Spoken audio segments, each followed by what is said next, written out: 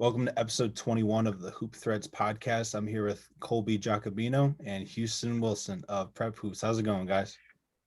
Good, man. Thanks for having us. Yeah, thanks for having us, Aaron. How you been? Absolutely, man. I've been great. So let's just get right into it. We're gonna cover a lot of ground today. So let's just start at the beginning. So we'll start with Houston. Share your journey. Tell us how you got to this point. Yeah, so I went to a pretty good high school basketball program, Norfolk Collegiate, really good back in the day. Wasn't good enough to play.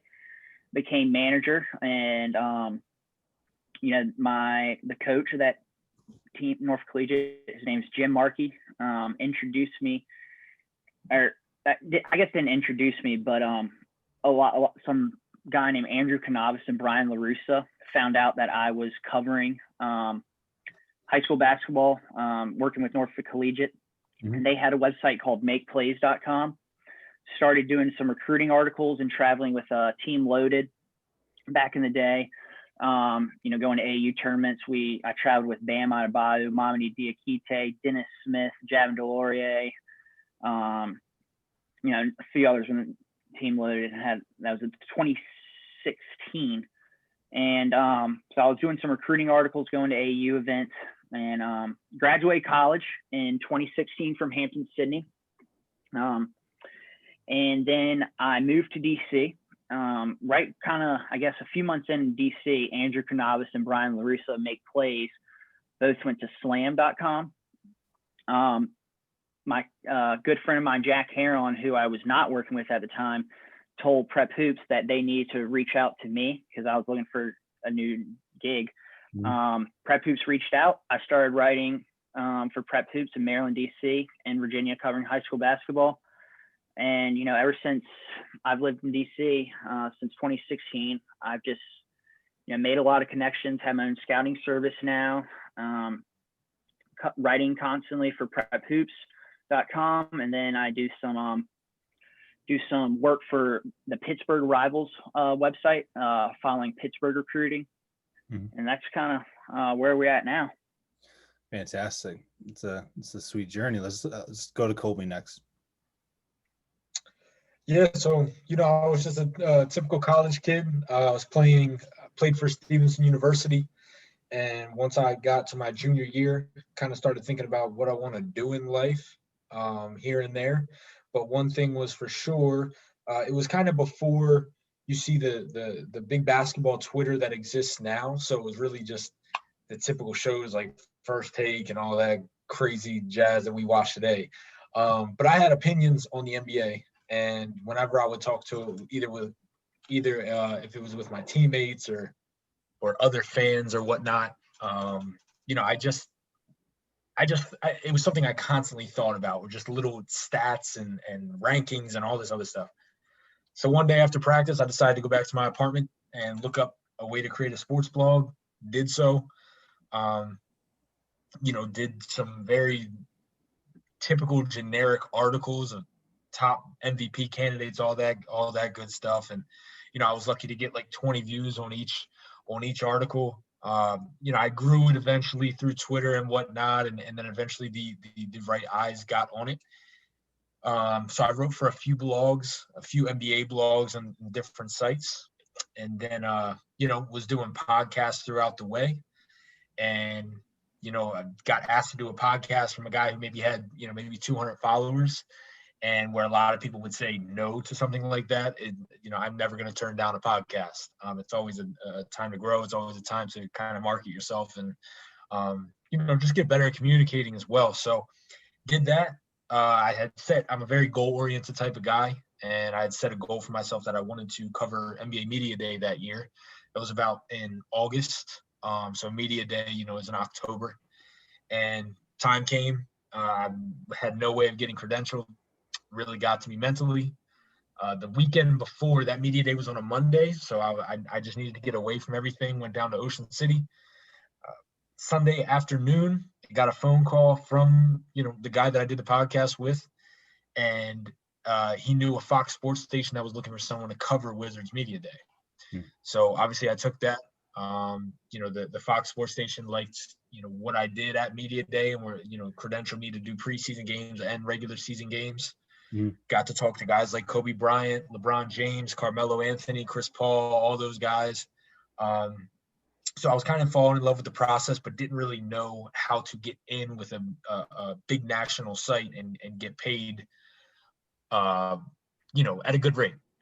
And just was felt like I was in quicksand and not really going anywhere. So I started exploring other options. So Prep Hoops was looking for somebody in the Baltimore area.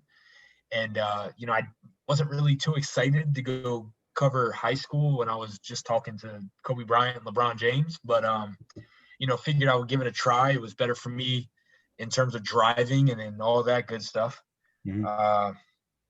So, I gave it a try. And instead of being in an NBA locker room where the players want to avoid you at all costs, these kids were excited to actually talk to me. So, I was kind of just trying to learn the ropes of this high school scene. Slowly but surely I did. And then I'm kind of throwing it in with the little scouting type of,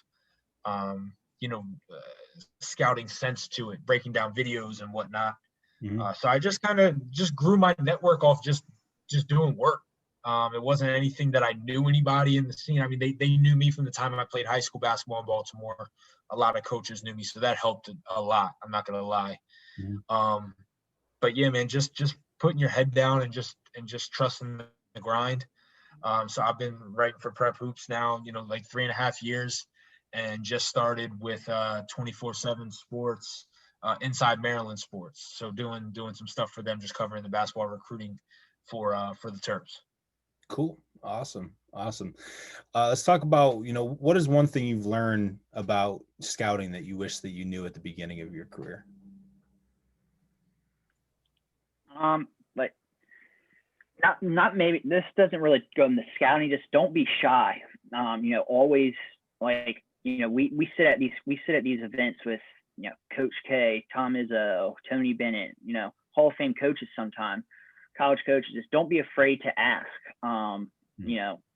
their opinions on stuff. Just try to learn. I was a little shy at first starting this all out. I was a young college kid, just trying to put my foot in the door. But, if you just stay humble and just do things the right way and just don't be shy, that's really helped me a lot. Just, I try to make as many connections as I can, and just introducing myself and whatnot. And then that's really helped me a long way. Closed mouths don't get fed. That's for sure. What do you got, Colby? Yep. Yeah, no, I mean, it's kind of like a piggyback off what Houston said, because, obviously coming into this scene, I'm all about the basketball. I'm all about the X's and O's. I'm all about trying to evaluate kids and project them in the correct level and conference and all that good stuff. But there's just no way around how crucial it is to establish relationships and build your network. There's no way around it. I've seen guys who have great work ethics, who do great writing. They're in the gyms, but they're kind of in the gyms and then they leave and they don't talk to anybody. And it's a shame because a lot of these guys are actually really, really good writers. And they're good at breaking down the game, but they're not willing to build those relationships. And no matter how you cut it, you need those relationships in order to take this somewhere. So yeah, I would go exactly with Houston, because I came in with the mindset of, look, I'm just keeping this strictly basketball and just doing off what I see. You need other eyes, you need other connections, and you need to build your network for sure. As far as relationships with players go, what have you learned about the difference in how you communicate with them and write about them, as you know them better than at the beginning? You get what I'm saying? Like when you don't have a relationship, how has that changed, and kind of what do you do differently now than you did at the jump?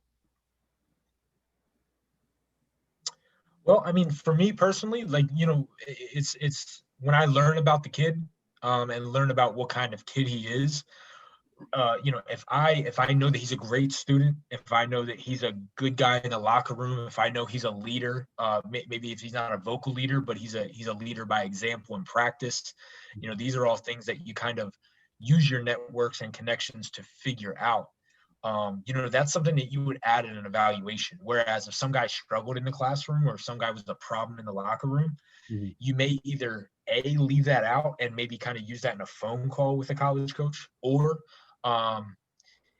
again, like I said, you just leave it out completely. But with those guys who are good students, you always see people on Twitter or on their scouting services or anything, high academic guy. You always want to include that because let's face it, doing work on and off the court is huge in really taking this basketball thing somewhere. So I think just getting a better feel for who that kid is and where his values are is huge in terms of you talking to college coaches and being able to sell a kid or trying to convince that college coach to dedicate some time into recruiting.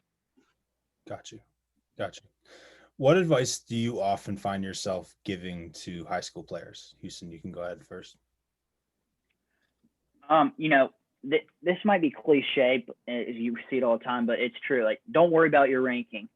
That's one thing. And, I know we'll talk later about this. Like, a lot of people, parents, coaches, whatnot, they always say, oh, how are you going to have this kid ranked? How are you going to have this kid ranked? And blah, blah, blah. I mean, Colby, Adam, and I constantly talking about that, but don't worry about that.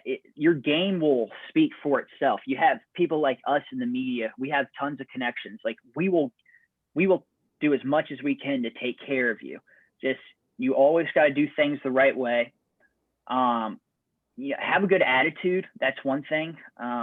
Like Colby was saying, high academics helps too, but just the type of character that you bring, so, like, different colleges, they have like pillars for their program, and it has to be a good fit. A lot of that good fit will become, by the type of person you are. Like, obviously basketball plays a ton, how you're getting recruited, but just how you act on and off the court, that'll really take you far. So, I mean, yeah, those are just a couple of things.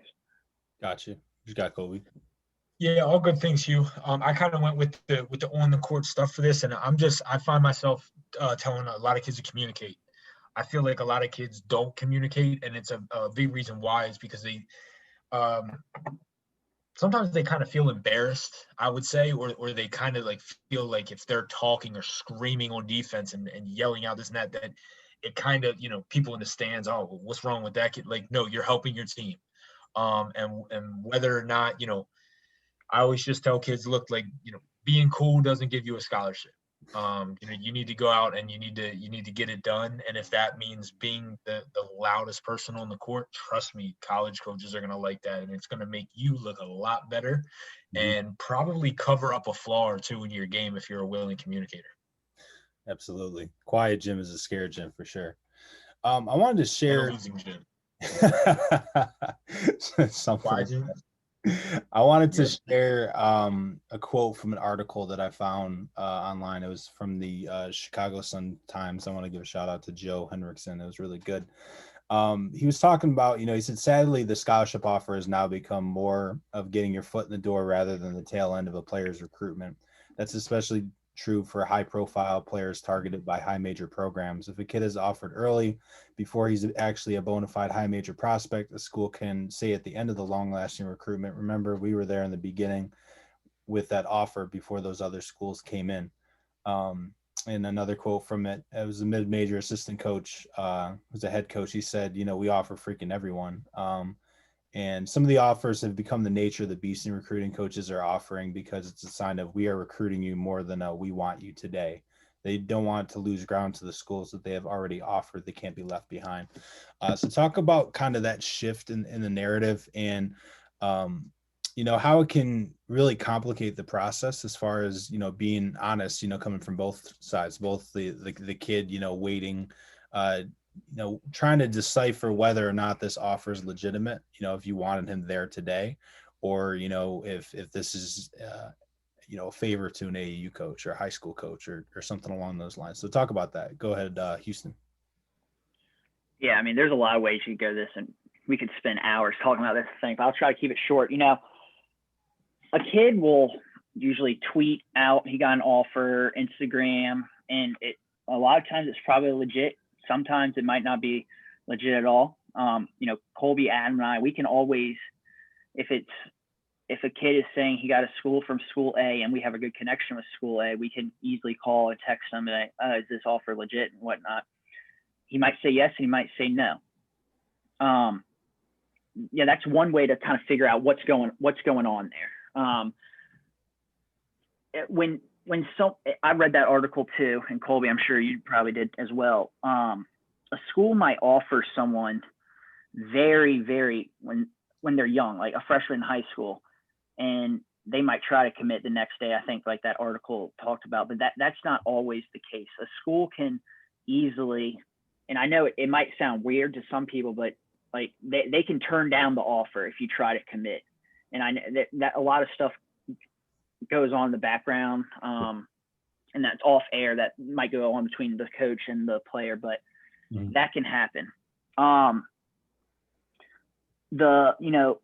Trying to get like, we see a lot of AAU coaches now that go to I guess colleges to become coaches, and we see them try to get the homegrown talent right away, and that's definitely a good way to get involved with the schools or the players. But I mean, in terms of like what's a committable offer now, like you see some schools just offer every single prospect in the area, and like, yeah, it looks good on paper, but that's not always the case. And I mean, like I said, there's a bunch of different ways to go about this. Colby, I don't know if you want to piggyback, and I'm sure I can piggyback off you, but. Yeah, no, I mean, this is, it's a loaded topic, and there's a lot of different ripple effects that I feel like are negative. I think the biggest thing is it kind of steers a kid, gives them false hope, for those programs that offer everyone, us three, we know who those guys are. But just throw offers at everyone. And while, if I had to put myself in a coaching position of what level they're at, while I kind of understand the long-term game that they're trying to play, like I get it, but at the same you want to make those relationships. Yeah, but, like I understand, but like I've heard, I mean, I can't tell you how many times I've heard a school that calls a kid 3 or 4 times a week and still hasn't offered after 6 months. To me, like, while that might be a turnoff to the kid, like it kind of shows that coaching staff is really trying to learn who you are before they extend the offer. Yeah. So to those programs that really, take that old school approach, be like, look, we need to really like you in order to offer you. I feel like that says a little bit more. But like I said, to these kids who are getting offered by the ones who throw the offers out to everybody, and that's their only offer, my advice to them would be, if that's your only offer going to your senior year, call that coach today and take it,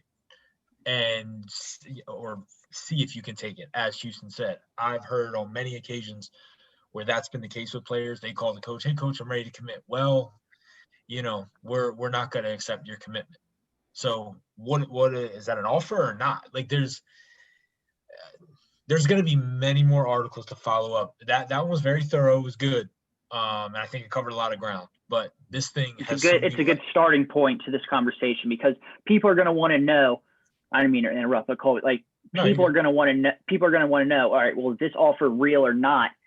And like I said, there's so much that goes on behind the scenes about, it's half the time these kids might think it's an offer, but it's really, they're just trying to get to know you, and they're building that relationship. But the kids still might tweet out, "Oh, received an offer from here."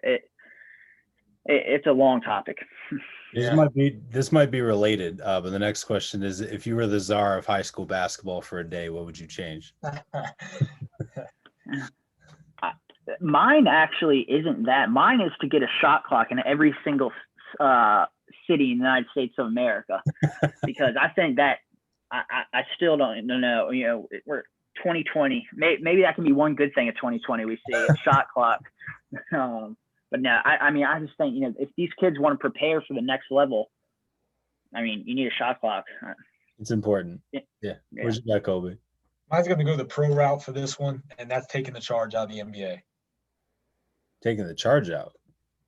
Yeah, I don't think it doesn't serve a purpose. when you're And trust me, I don't want anybody listening to think that I don't like charges, because when a high school kid's taking charges, I love it. But when you're there to watch the best athletes in the world, and you have such these these bang plays, and then we got to take 10 minutes to review it and see if the guy was out of the circle and all this good stuff. Just let these dudes fly around the lane, and if you want to get in their way, well, you get dunked on. No, I just feel like it kind of slows down the game a little bit, because they always have to review them, yeah. or it's such a bang call that like a lot of them end up being wrong.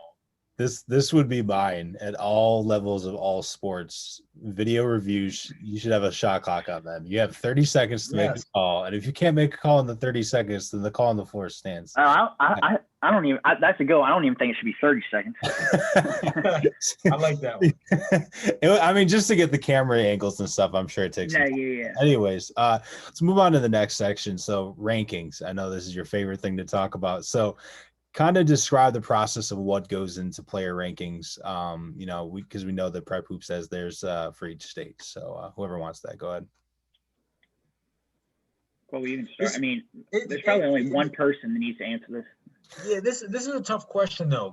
This is a question that we get all the time. But like when people come up to me like, so how do you rank players? It's like, well, where do you want me to start? You know who the top players in the area are.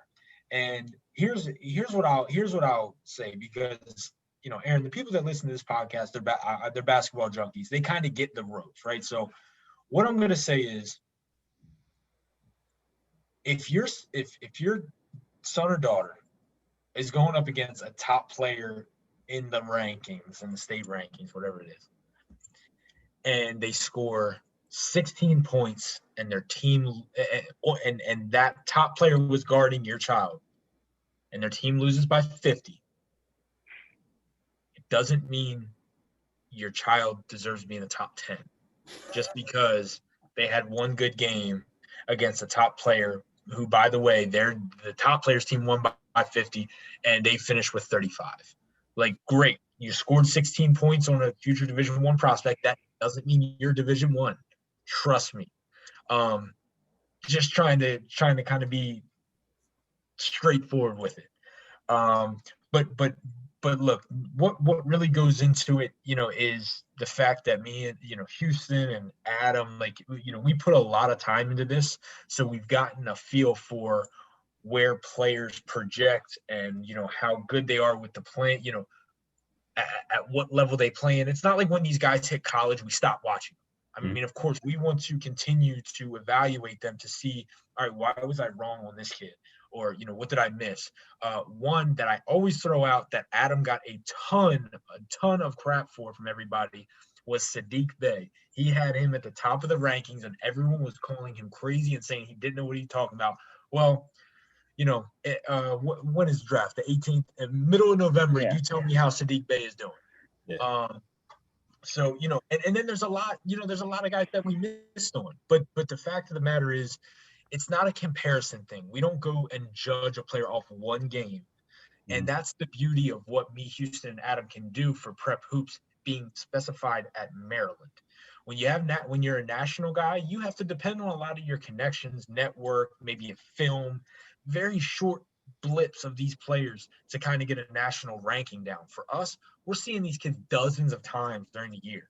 Yeah. And that's not over exaggerating. So I feel like we have a good feel for it. We don't get every one of them right, but one wish that I do have undercover is for these kids that their parents send us these messages, nasty messages, cussing us out, doing all this. Oh, my son got this offer and you said he wasn't that good. I wish we could check in with that parent a year or two later, just with I told you so. And it wasn't anything to bash that player, because I want what's best for the kid. But if it means him taking a stretch offer at the Division I and end up not playing, delaying his college career by a year, doing this, when he could have just said, when I said he's a can't miss Division II prospect, he could have went there as a freshman, got the conference freshman of the year, and been projected to have this star-studded career at that level. Mm-hmm.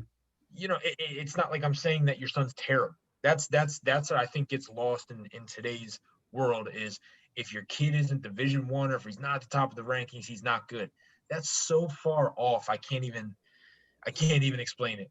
When you have us back on the show, Aaron, the one show is going to be about fake offers, and then you're going to have us back, and we're going to talk an hour about rankings. No, we're not. I mean, it's funny because media members are like refs. No matter what you say, someone's going to be unhappy.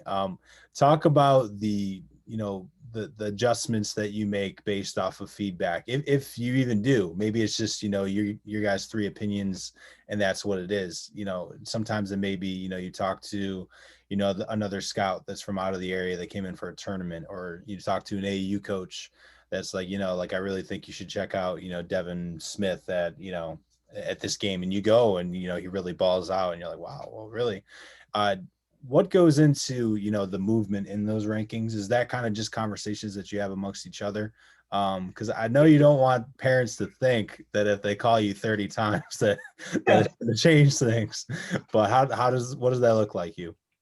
Yeah, so I mean, we share, Adam, Colby, and I will share the nasty messages, the death threats that we receive in our group chat. We're not going to publicize those or anything. And to be honest, I don't think we've moved a player up or down because of what Miss So-and-so or Mr. So-and-so said. Yeah. Now, I will talk to different high school coaches, trainers, and AU coaches, not about like what number the play are, but just kind of get some feedback on the kids. We have Colby, Adam, and I have this huge database that we try to update, and that like pretty much every player in the area. And that's kind of where we get our average for our rankings from. But I mean, it's mainly it's us three. We don't care about what the naysayers are saying. I mean, I don't want to be like rude or anything, but it's not like that's just kind of the way it is. And that's important, that's important to the rankings, and that's important to your success and growth, as a professional. And hey, real quick too, I don't want people to think when me and Houston and Adam get on the phone.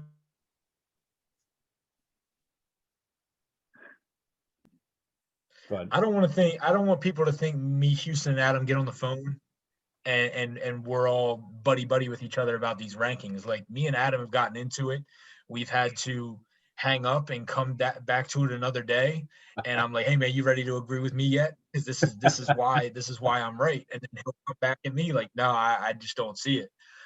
We eventually try to find a happy medium, but like, when you have multiple people that are working on these things, you're going to have things that disagree. I mean, even at the national sites, not all those scouts agree with one another.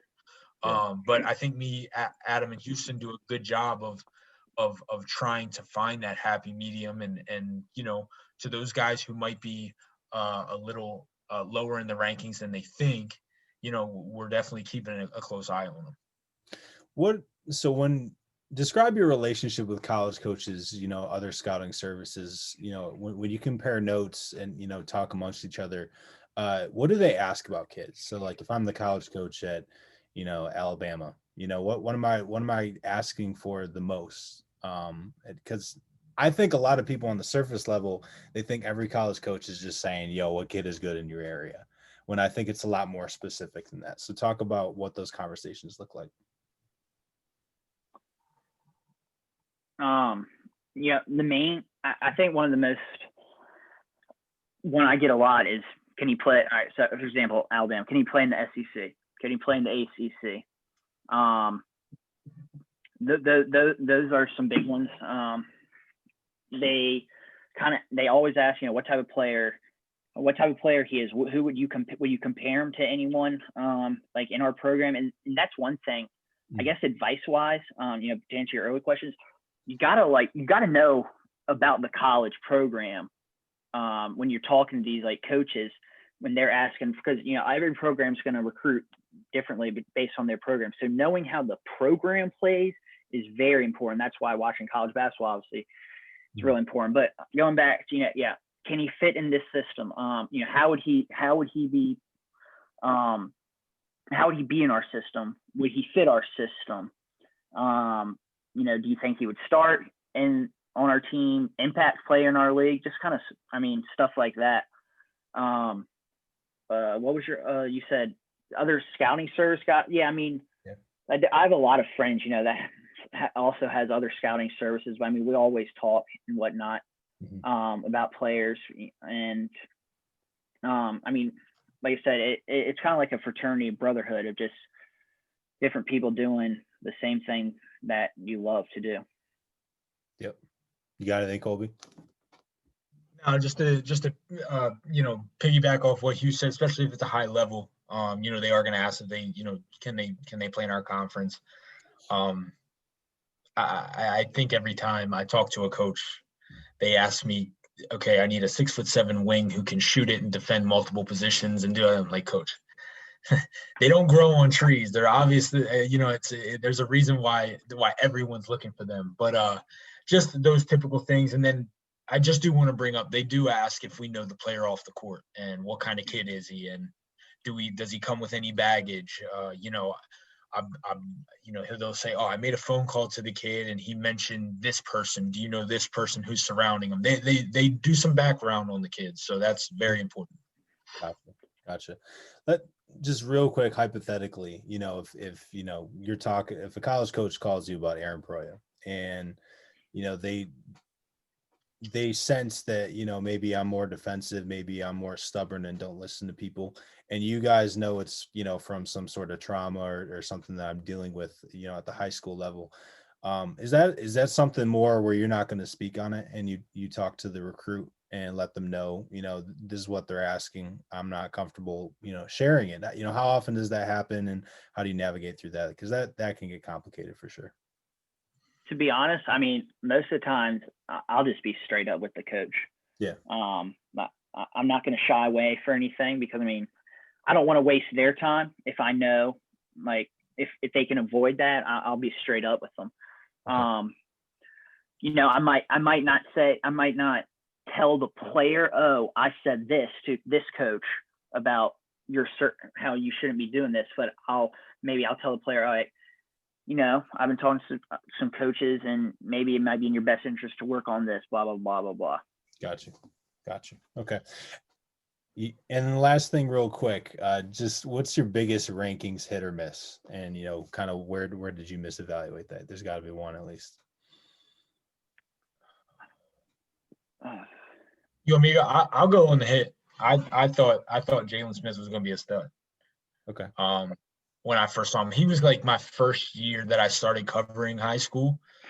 And when I saw him, I just felt like all the intangibles were there. Now I didn't see him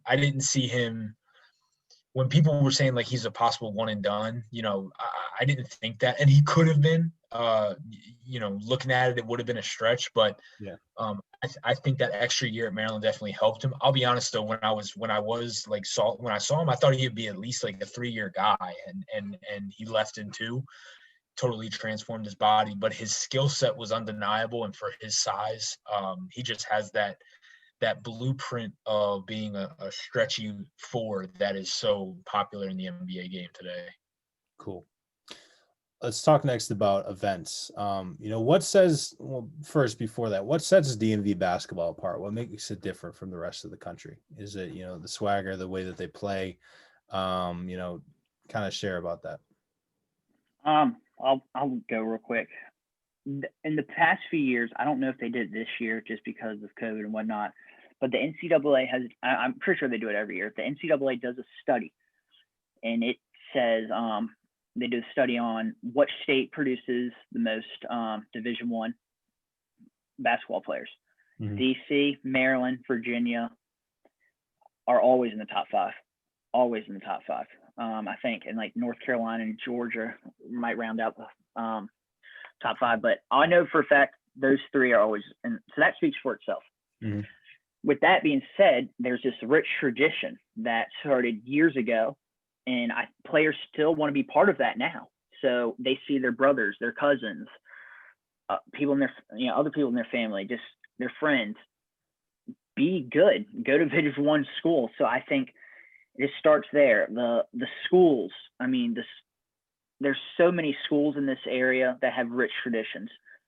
the AAU programs. There's so many different AAU programs. You know, a few years ago, Team Takeover won the Nike Gauntlet. DC Premier won the Under Armour, or Nike won the EYBL. Sorry, and DC Premier won the Under Armour Association. It's just rich traditions. I think, you know, it starts at a young age with trainers, middle school, and the PYBL. They have a really good like middle school events and leagues. So that rich tradition makes these kids want to start at a young age, and just grows and grows. What you got, Colby? Yep, I'm just going to echo what he said. It's the standard that's been set before him. You know, I'll say another thing, that not only do a lot of DMV athletes go to Division I programs, but we've seen them be at the top of the professional level as well.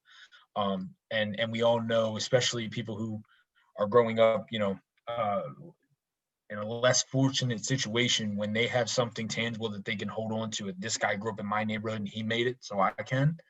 That belief, you know, can move mountains. So I think just seeing so many guys beforehand, and then those guys also look back from where they came from and like, look, all right, now you guys got to live up to it. That's just a mindset that can't be replicated in an area that doesn't produce like we do. For sure. Let's talk next. Some of the AAU events that you go to. You guys go through a lot of AAU events, a lot of high school events. You guys have been a lot of good ones, and you are pretty much every year. What goes into a successful event, and what are the most important aspects that make an event great for you? Cole, because I know what you're going to say, and I'm going to piggyback off that. Yeah. All right, go ahead, Cole. Rosters. Let's go with some accurate rosters from our standpoint. And also, you know, if you decide to coach an AAU team, let's learn all your players' names. That's number one. And when you're putting them in the book, can we put the first and last name? So if it's Demetrius Holland, let's not just put D as where he scores, and let's take the extra minute or two to actually write his name in that box. Even if you don't see any scouts around your court for your game, It doesn't mean that, you know, when I'm looking around, when I'm up at Spooky Nook and there's 9 games going on and I see a game end, okay, I may have not watched it, but I'm going to run over there and grab a picture of the scorebook just so I know kind of what went into it. Match the numbers with the names. Yes. And I just feel like so many teams overlook that, and then they're the first ones to come in your inbox and say, hey man, I read your write-up, why didn't you mention so and so? Well, he wasn't on the roster, coach, so you know, I should know him, but you need to put a little bit of the effort. You know, I'm sitting here watching 500 kids, so I need all the help that I can get. There we go. I honestly didn't really understand it truthfully until I worked our summer league at DeMatha and was spotting for legit stats, and just, you know, you go through it when you're just like, this dude's killing it, but what? Yeah, his jersey's like one number is hanging off by the edge. All right, let's talk real quick about a local event that Houston went to, and then we'll move on to some of the more fun parts of the podcast. So Houston, tell us about the Commonwealth Basketball Grassroots Fall Series. Jack's got to find a shorter name. You guys definitely got to flame him for that. But yeah, talk about that, some takeaways, outlooks on participating teams, and some under-recruited kids. Yeah, just real quick, because I know we're short on time. Our colleague, lead Virginia Scout, Jack Heron, shout out Jack, he and his brother put on these three events called the Commonwealth Basketball Grassroots Fall Series, 3 sessions. To be honest, a few DMV players, but it's mostly Virginia based, just all over Virginia. Just one main takeaway is the class of 2022 in the state of Virginia is legit, has some good high major prospects up at the top, headlined by Justin Taylor, Jaden Epps, Alfonso Billups, Donald Hand, Tyler Nickel. Those are going to be names that you remember. There's already been 2 sessions. The last and final session is November 7th in Virginia. But I mean, like I said, it's just the next few years in the state of Virginia, they're going to be really good. In that Charlottesville area, St. Anne's Belfield, Blue Ridge, they're going to have good teams.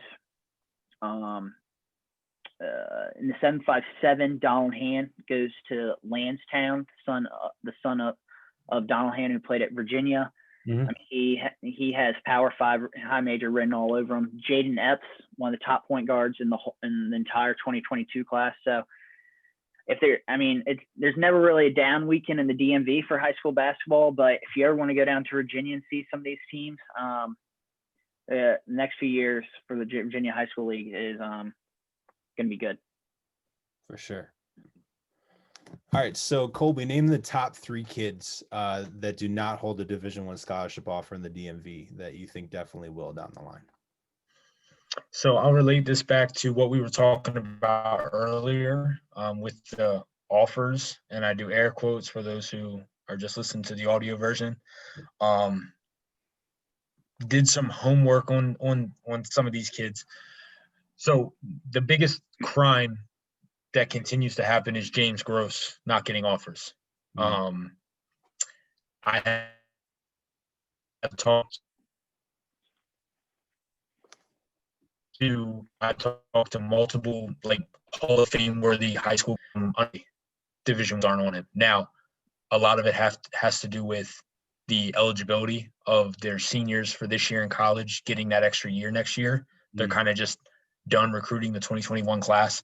But when you watch this kid play, there's absolutely no reason why local low majors and even mid majors shouldn't be on him. He has so many intangibles that are so valuable. So I just want to spend a little bit of time on him because it's ridiculous that more people aren't all over him. He plays so hard too.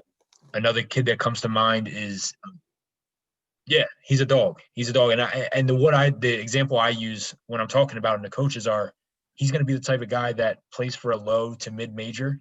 And when they have to go and play in a crazy environment, when there are fans against a Power 5 school and they're getting blown out by 25 or so, he's going to be standing out because he just doesn't back down to anybody. Yeah. And as you just did, Aaron, the kid flies effortlessly. So who's the second one? That one just doesn't understand. So what? Deion Perry, point guard from Mount Carmel. He's on the smaller side, 5'9", but just very heady. I do believe that offers will come his way. I just think, once he gets into his senior year, the low majors are going to be, reaching out to him, and they already are, but none of it officially offered. The other, Hugh, we're all a fan of this kid, Mike Myrie, and we're going to continue to push him until he gets an offer because he's just like a mini Russell Westbrook to me, and just plays the game with so much intensity. He's kind of like James in that sense. Where does he play? But say it again. Where does he play? Magruder. Okay. Yep, Magruder. So he was a St. Maria Goretti kid and then transferred to Magruder and has led them ever since. And I just feel like with his athleticism and his ability, he can definitely be a scholarship kid. For sure. Houston, talk about 3 young players that you think will end up being high major recruits. So just an incoming freshman or a rising sophomore. All right. Rising sophomore, it's already said, but I think he has the potential to be that special. I know Colby's seen him a lot more than me. Is Kwame Evans.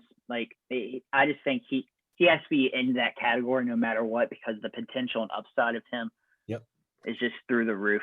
I'm sure, everyone knows about him already because, he's that good. Yeah. All right, but freshman, I have not seen him yet, but Colby and Adam are raving about him. Derek Queen. I think, he's going to be in the conversation. He's going to end up being one of the top 24s in the area. Mm-hmm. And then the third is. What school for Derek?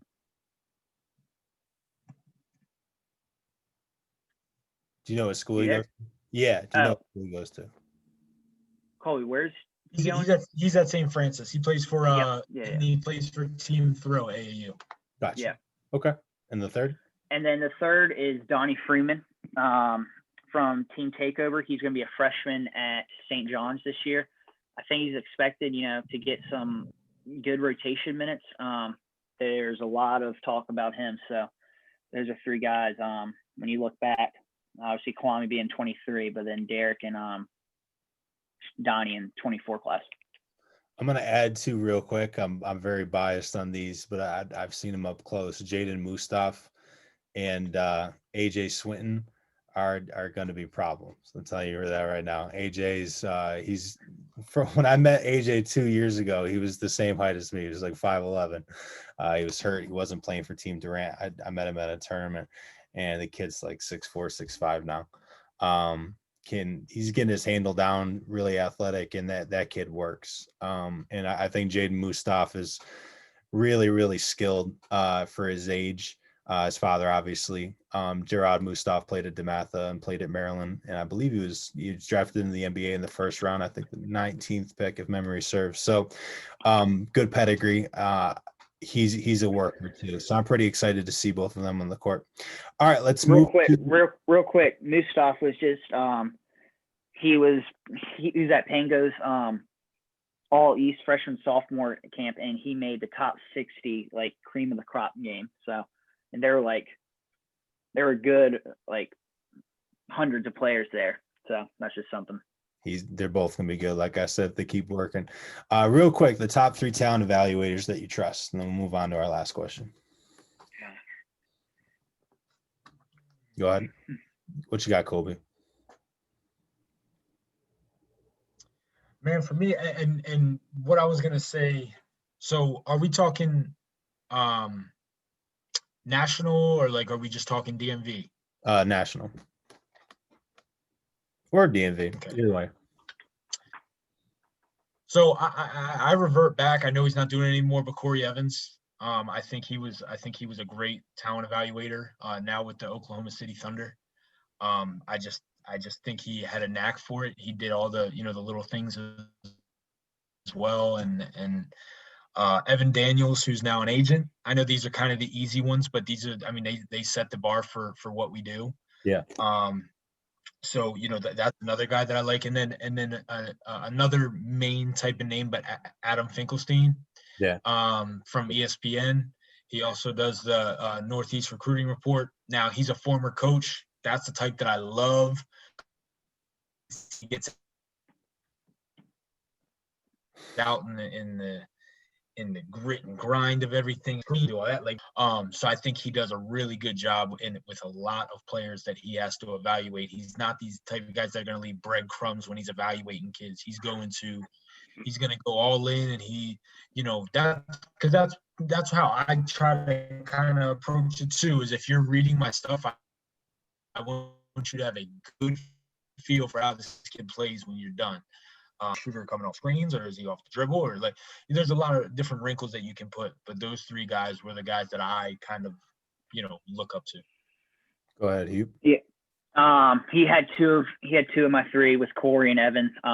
Corey he helped me a lot right when I first began. I had a pretty solid relationship with him, and I know he's going to do great things with the Thunder, and he's going to keep moving up that NBA pipeline.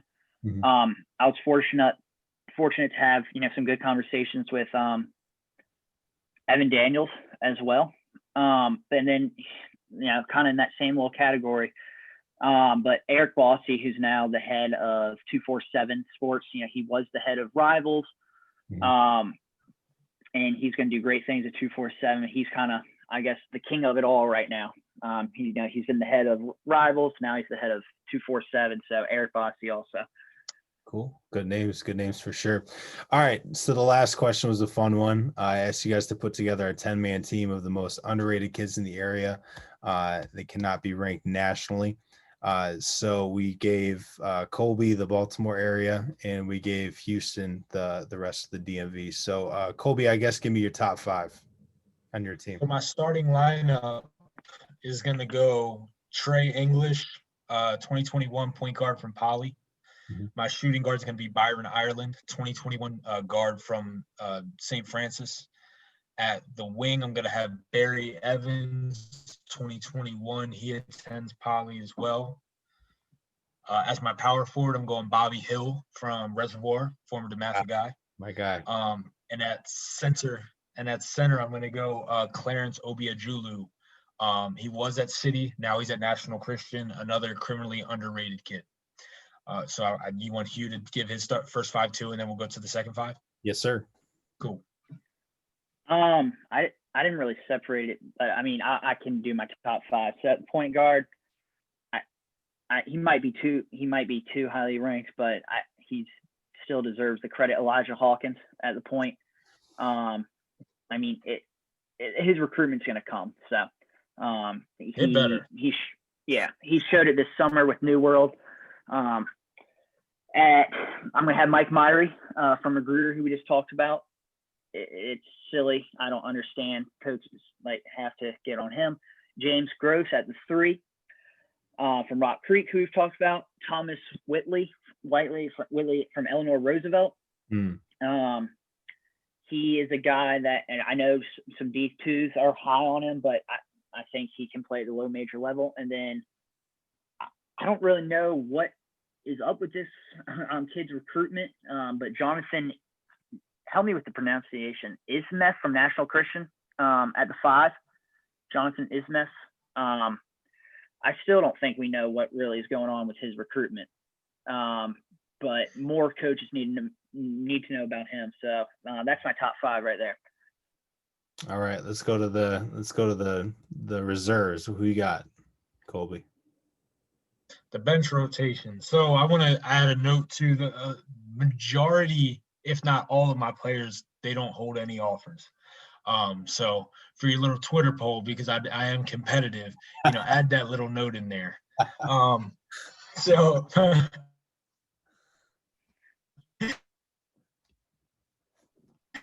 for the I went with our 2022 Mount Carmel. I have Mike Myrie, so he can play half of the game for Hugh and then half of the game for me. I got Toby Nadozi from Mount Carmel, a 2022 kid, as my backup 3.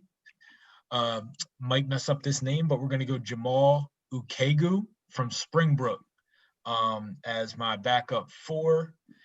And then a little bit of a stretch, but Gavin Walsh from Loyola, 2022 prospect as well as the backup center. Cool. Good names. We got Hugh. All right. Point, Devin Caesar, 2022, who's now at St. Stephen St. Agnes. Okay. Will Reynolds at the 2, DeMatha. Quinn Clark at the 3 from Gonzaga. Xavier Long at the 4, who was at Middleburg. I don't know where he's at right now. And then at the 5, Nicholas Evans from Gonzaga. Gotcha. What year is Nicholas? It's a really good game. What year is Nicholas, Houston? 2021. Gotcha. Okay. So rising senior. All right, guys. That's all I got for you. You kind of have the floor here. Anything to say at the end here? I know Kobe's got a rant in him or two. What you got, Kobe? No. I'm good. No, I'm good, man. I'm good. We covered a lot of topics. And I just appreciate you having us on. I think that's always good to get on here and just kind of be transparent with everybody so they can see where our minds are. And then you gave us the platform to do that. So I appreciate it. Yes, sir. Sorry, Aaron. Evans is a 2022 rising junior. I'll go. But no, Aaron, thank you for having us on. I think what you're doing, you're getting a lot of good guys, local guys, and then some more national guys on your pod. I like what you're building. Thank you for having us on. Always down to chop it up with you guys. Absolutely. All right, guys. Have a great one. Stay safe. Wear your mask. Take care. We'll see you soon. All right. Thanks.